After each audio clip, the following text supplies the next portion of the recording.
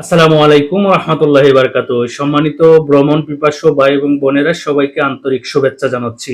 আপনারা Morocco visit visa নিয়ে অনেকেই আমাদের অফিসে অথবা হোয়াটসঅ্যাপে আমাদের কাছে জানতে চেয়েছেন যে মরক্কো ভিজিট ভিসা এবং মরক্কো কিভাবে যাওয়া যায় ভিজিটে।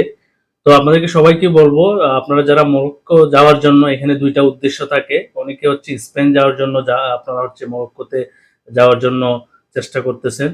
আমি বলবো বৈধ পথে আপনি বিদেশ যে কোনো দেশে যান, বৈধ পথে যাওয়ার চেষ্টা করবেন। কারণ অবৈধ পথে গেলে আপনি, আপনার পরিবার এবং সমাজ, রাষ্ট্র সবাই ক্ষতিগ্রস্ত হয়।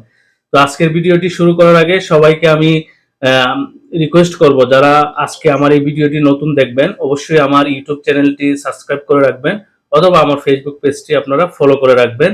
বিভিন্ন দেশের ইমিগ্রেশন রিলেটেড তথ্য পেতে আপনার জন্য সহায়ক হবে। এবং অবশ্যই যারা আমাকে সাবস্ক্রাইব এবং ফলো করে রাখছেন, সবাইকে আমি আন্তরিকভাবে ধন্যবাদ জানাচ্ছি। তো মূল আলোচনায় যাওয়ার আগে আমি সবাইকে যে বিষয়টা, আজকে আমরা যে বিষয় নিয়ে আলাপ করব, এটা বলতে চাই। আজকে আমরা মরক্কো ভিজিট ভিসা নিয়ে কথা বলবো। তো আমি আজকে আর লেট করব না, এখনই আমাদের ভিডিওটি শুরু করতে যাচ্ছি। তো মরক্কো ভিজিট ভিসা মূলত বাংলাদেশিদের জন্য দুই উপায়ে হয়ে থাকে। একটি ই ভিসা। ই ভিসার জন্য বিশেষ কিছু ক্যাটাগরি আছে। যেমন আপনি যদি ইউএসএ, ইউকে, কানাডা এবং সেনজেনের যে কোনো দেশ অথবা অস্ট্রেলিয়া, নিউজিল্যান্ডের ভ্যালিড ভিসা আপনার থাকে, সেক্ষেত্রে, অথবা আপনি কোনো একবার গিয়ে আসছেন এই দেশগুলো থেকে, তাহলে আপনি ই ভিসার জন্য আবেদন করতে পারবেন। আপনার কোনো ডকুমেন্টস লাগবে না। তো আপনারা যারা আমার কাছে জানতে চাইছিলেন যে মরক্কো তো ই ভিসা হয়, আপনারা করতে পারতেছেন না কেন, তো সেক্ষেত্রে আমি বলবো মরক্কো ই ভিসা ঠিক ওই লোকদের জন্য বা ওই পাসপোর্টধারীদের জন্য যারা একবার ইউকে অথবা ইউএসএ অথবা সেনজেনের যে কোনো দেশে আপনার একবার হইলেও ভিজিট করে আসছে, তাদের জন্য ই ভিসা প্রযোজ্য। এবং যাদের ভ্যালিড ওই দেশগুলাতে ভিসা আছে, তারা ই ভিসা পাবে। এখন এই রুটে বা মরক্কো যাওয়ার জন্য অনেকেরই ইন্টারেস্ট। এটার মূল কারণ মরক্কো থেকে স্পেন যাওয়া সহজ। এবং আমি ভিডিওর প্রথমেই বলছি এবং আবারও বলবো, আপনারা যারা বিদেশে যাবেন অবশ্যই বৈধ পথে যাওয়ার চেষ্টা করবেন। কারণ অবৈধ পথে গেলে আপনি, আপনার পরিবার, রাষ্ট্র সবাই ক্ষতিগ্রস্ত হয়। তো সেই ক্ষেত্রে আপনি চেষ্টা করবেন যে কোনোভাবে বিদেশে যান বৈধ পথে যাওয়া। তো তারপরেও যেহেতু আপনারা অনেক টুরিস্ট আছেন, যারা, যেহেতু মরক্কো একটি টুরিস্ট এলাকা, সেই ক্ষেত্রে বিভিন্ন দেশ থেকে বিভিন্নভাবে ভিজিটর যায় মরক্কোতে। তো আমরা বাংলাদেশি হিসাবে যদি মরক্কোতে যাওয়া লাগে, আমাদের জন্য তাদের কিছু ক্রাইটেরিয়া আছে।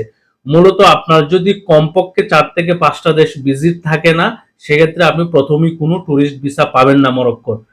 প্রথম যে কাজ আপনাকে মরক্কো যাওয়ার শর্ত আপনি 4 থেকে 5টা দেশ আপনাকে ভিজিট করতে হবে। এবং আপনি চাইলে কিন্তু পরিবার সহ মরক্কোতে যেতে পারবেন ভ্রমণের জন্য। তো মরক্কো যাওয়ার প্রথম শর্ত আপনাকে কমপক্ষে 4 থেকে 5টা দেশ ভিজিট থাকতে হবে। 2 নাম্বার আপনার একটা এই ব্যাংকের স্টেটমেন্ট লাগবে। ব্যাংকের স্টেটমেন্টটা আপনার 5 থেকে 6 লাখ টাকা যদি থাকে, তারপরও আপনি ভিসা পাবেন। এবং আপনি ব্যবসায়ী হলে ব্যবসায়ী ডকুমেন্টস দিবেন। আপনি যদি চাকরিজীবী হন, চাকরিজীবী ডকুমেন্টস দিবেন। বা আপনার যদি ল্যান্ড প্রপার্টি অথবা অন্য কোনো প্রপার্টি থাকে, বা আপনি এগ্রিকালচার থেকে কোনো আপনার ইনকাম থাকে, ওইগুলোর প্রমাণপত্র আপনি দেওয়ার পরে ভিসার আবেদন করে আপনি ভিসা নিতে পারবেন। তো প্রচুর বিভিন্ন সোর্স থেকে জানা গেছে, বাংলাদেশ থেকে বিভিন্ন প্রায় এই 400-450 প্লাস ভিজিট ভিসা গত বছর থেকে এই বছর পর্যন্ত ইস্যু করা হয়েছে বিভিন্ন ভিজিটরদের জন্য। তো অবশ্যই ভিসার রেশিও ভালো। আপনারা যারা অরিজিনাল ভিজিটর অথবা আপনাদের ভিজিট আছে, আপনাদের ব্যাংক আছে, অথবা আপনি ব্যবসায়ী, চাকরিজীবী, আপনি মরক্কোতে ভিজিট করার জন্য যেতে চাচ্ছেন, আপনারা অবশ্যই সেই সুযোগ নিতে পারেন, মরক্কো দেখে আসতে পারেন।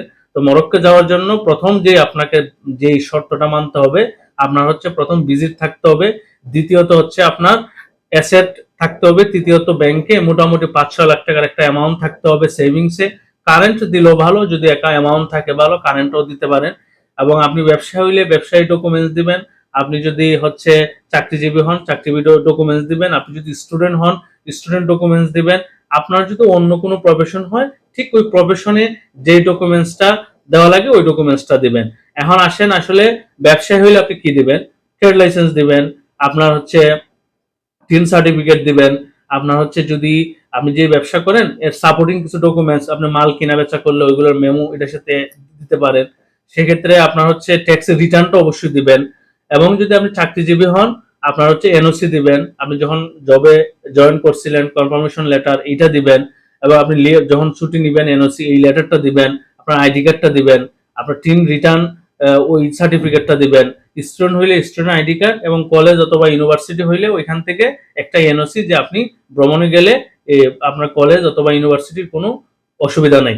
এবং আপনি যদি ধরেন ল্যান্ড প্রপার্টি থাকে আপনার হাউস অথবা হচ্ছে শপ, ওইগুলোর এগ্রিমেন্ট গুলা দিবেন, ওইগুলোর ইনকাম সোর্সটা দিবেন। তারপরে হচ্ছে আপনার যদি মানে এগ্রিকালচারের কোনো ইনকাম থাকে ওইটা আপনি দেখাইতে পারেন।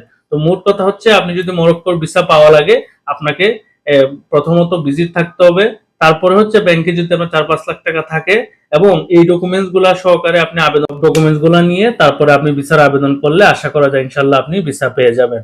Morocco, USA, UK, Canada, Australia এবং যে কোনো দেশের ভিজিট ভিসা এবং ইমিগ্রেন্ট রিলেটেড যে কোনো তথ্যের জন্য আমাদের অফিস ভিজিট করতে পারেন অথবা আমাদের হটলাইন নাম্বারে যোগাযোগ করতে পারেন। আমাদের অফিস হচ্ছে Miah and sons corporation market, কোটাটিকর, কদমতলী, সিলেট।